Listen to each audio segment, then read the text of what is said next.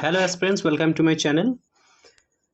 তোমাদের মধ্যে অনেকেরই সন্দেহ থাকে এবং তোমরা অনেকেই জিজ্ঞাসা করো আদৌ কোয়েশ্চেন রিপিট হয় কিনা হিস্ট্রি অপশনালের ক্ষেত্রে। ডাব্লিউবিসিএস হিস্ট্রি অপশনালের কোয়েশ্চেন রিপিটের ব্যাপারে তোমরা অনেকে প্রশ্ন করো।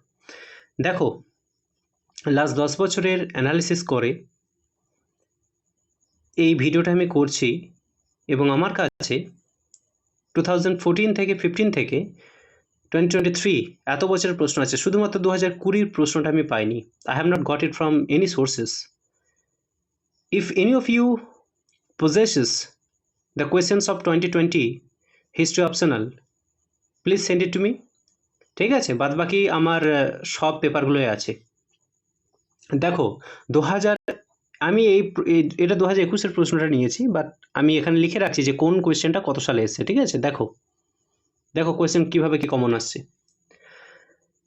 অ্যানসিয়েন্ট হিস্ট্রি গ্রুপ এ, তোমরা জানবে অ্যানসিয়েন্ট হিস্ট্রি গ্রুপ এতে থাকে, মিডিভেল হিস্ট্রি গ্রুপ বিতে থাকে, তাই না? Discuss the importance of inscriptions in unearthing the history of ancient India. প্রাচীন ভারতের ইতিহাস বুঝতে গেলে আমাদের ইনস্ক্রিপশনের কতটা গুরুত্বপূর্ণ। ইনস্ক্রিপশনস, এটা 2016তেও প্রশ্নটা এসছে, 2021এও প্রশ্নটা এসছে। তোমরা বলবে এবারে, স্যার ইনস্ক্রিপশন ছাড়া আর কিছু কি নেই? অনেক আছে। আর্কিওলজিক্যাল ইম্পর্টেন্স আছে, কয়েন্সের আছে, নিউমাসমেটিক্স যাকে বলা হয়, ঠিক আছে, এগুলোর উপরে আসে। সোর্সেস অফ ইন্ডিয়ান হিস্ট্রি তোমরা জানবে, এটা খুব ইম্পর্টেন্ট একটা টপিক। আমরা যে প্রাচীন ইতিহাস যে পড়ছি তার সোর্সেস কি আছে? আর্কিওলজিক্যাল সোর্স আছে, লিটারেরি সোর্স আছে, ফরেন অ্যাকাউন্টস আছে, তাই না? এখান থেকেও প্রশ্ন হয়। দেখো তাহলে প্রশ্নটা কমন এসছে আবার। How do you explain the rise of Magadha empire in the 6th century BC? 2019 সালে প্রশ্নটা রিপিট এসছে।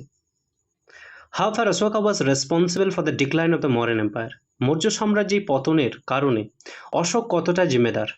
অশোক কতটা বেশি দায়ী মৌর্য সাম্রাজ্যের পতনের জন্য? এটা 2017 কোয়েশ্চেন এবং 2021 প্রশ্ন। তাহলে কি এই প্রশ্নটা আর কোথাও দেয়নি? হ্যাঁ, প্রশ্ন এসছে অনেক জায়গাতেই। মরেন এম্পায়ার ডিক্লাইনের কারণ আছে, অনেক জায়গায় শুধু মরেন এম্পায়ারের ডিক্লাইনের কারণ আছে, অনেক জায়গায় অশোকাকে ইনক্লুড মানে প্রশ্নতে অশোকাকে মেনশন করা হয় যে অশোকা কতটা বেশি জিম্মেদার আছে, রেসপন্সিবল আছে, কতটা বেশি দায়ী আছে। নেক্সট হচ্ছে, what were the fundamental principles of Buddhism? বুদ্ধিজমের, বৌদ্ধ ধর্মের যে মূল নীতি সেগুলো কি?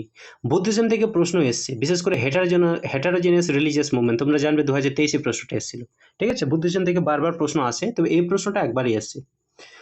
চলে আসি, write an essay on the urban life of the Indus valley civilisation. সিন্ধু সভ্যতার আরবান লাইফ সম্বন্ধে লিখতে বলা হয়েছে।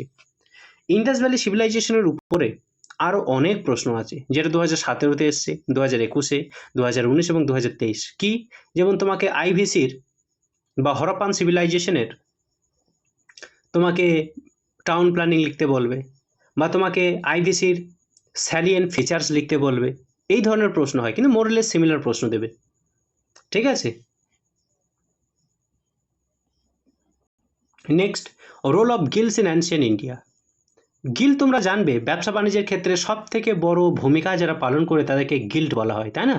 তো role of guilds in ancient Indian trade, প্রাচীন ভারতের যে গিল্ডের যে ভূমিকা, এটা কিন্তু লিখতে হবে। এটা 2019-এ প্রশ্নটা আসে। Position of women in ancient Indian history, in ancient Indian society. প্রাচীন ভারতীয় সমাজ ব্যবস্থায় মেয়েদের পজিশন কেমন ছিল? 2017 সালে এসছে, 2021। এগুলো কিন্তু বড় প্রশ্ন, 30 নম্বরের। গ্রুপ বিতে চলে আসি, ঠিক আছে।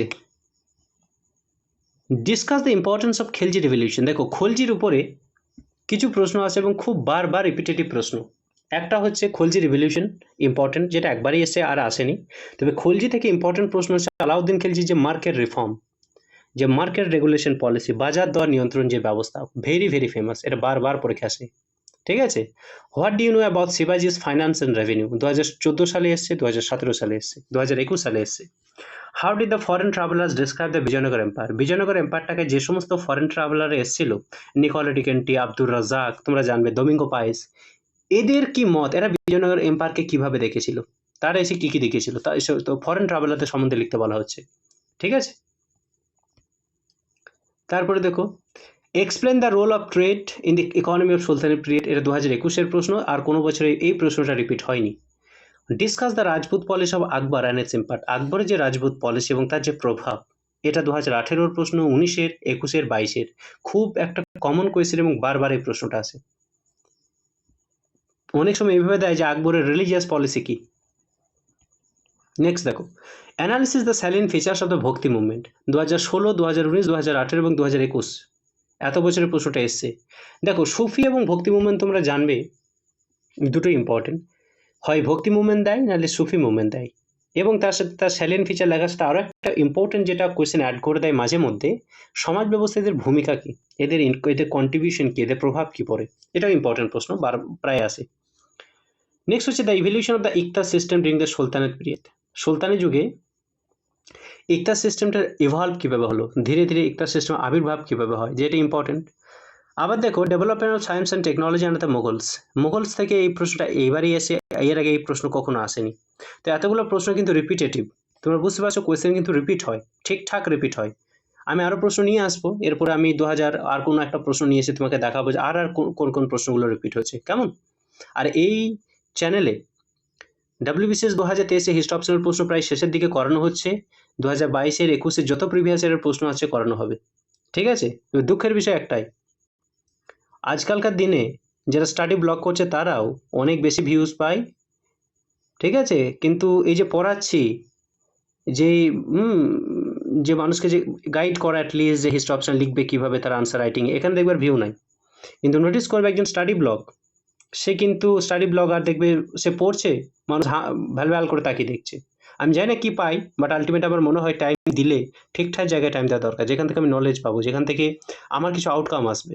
বিনা কারণে why should I West my time, তাই না? কে ব্লগ করছে আমি দেখে কী করবো?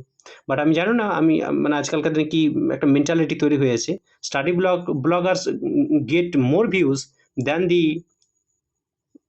The the person who actually teaches. যারা পড়াচ্ছে তাদের থেকেও বেশি ভিউজ ব্লগাররা পেয়ে যায়। যাই হোক, সে যা যা করছে করুক, কিন্তু একটা কথাই বলবো, যারা হিস্ট অপশনাল তোমরা নিয়েছো,